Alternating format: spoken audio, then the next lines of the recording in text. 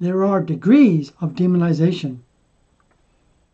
The first degree is the occasional temptation, harassment, trouble. The Christian is successful most of the time.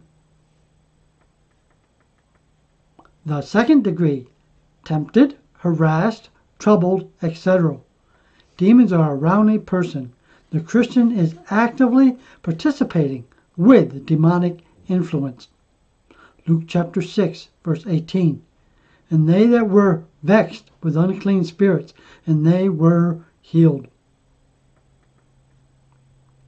The third degree, afflicted, oppressed, sick, demons on a person. Luke chapter 13, verse 10 through 13. And he was teaching in one of the synagogues on the Sabbath. And behold, there was a woman which had a spirit of infirmity 18 years, and was bowed together, and could in no wise lift herself. And when Jesus saw her, he called her to him, and said unto her, Woman, thou art loosed from thy infirmity. And he laid his hands on her, and immediately she was made straight, and glorified God. This is a believer, a daughter of Abraham. Satan had bound her for 18 years. Luke chapter 13, verse 16. And ought not this woman, being a daughter of Abraham, whom Satan had bound, lo, these 18 years, be loosed from this bonds on the Sabbath day?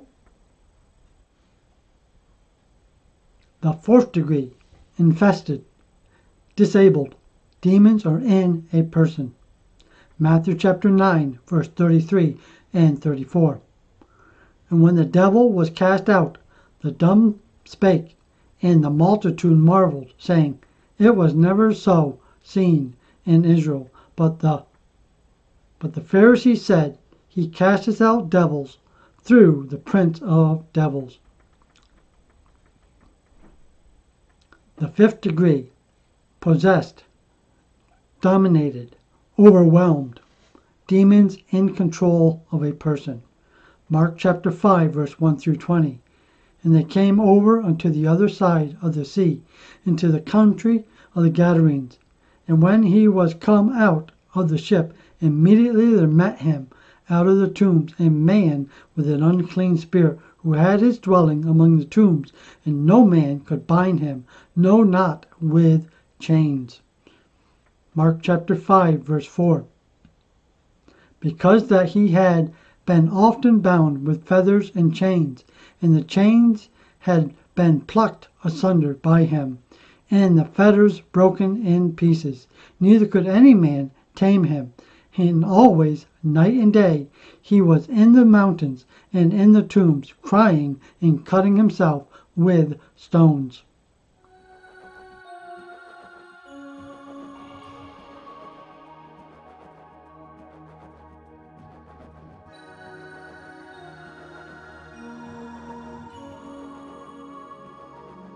As a child of God, you are protected from the demonic realm, long as you do not break your hedge of protection. Job chapter 1, verse 10. Hast not thou made an hedge about him, and about his house, and about all that he has on every side? Thou hast blessed the works of his hands, and his substance is increased in the land. It is only when the hedge of protection surrounding the Christian is broken that Satan can afflict him. Ecclesiastes chapter 10, verse 8 and 9. He that diggeth a pit shall fall into it, and whoso breaketh a hedge, a serpent shall bite him. Whoso removeth a stone shall be hurt therewith, and he that cleaveth wood shall be endangered thereby. When a person breaks his own hedge or removes stones from it, a serpent or demonic spirit can afflict and oppress him.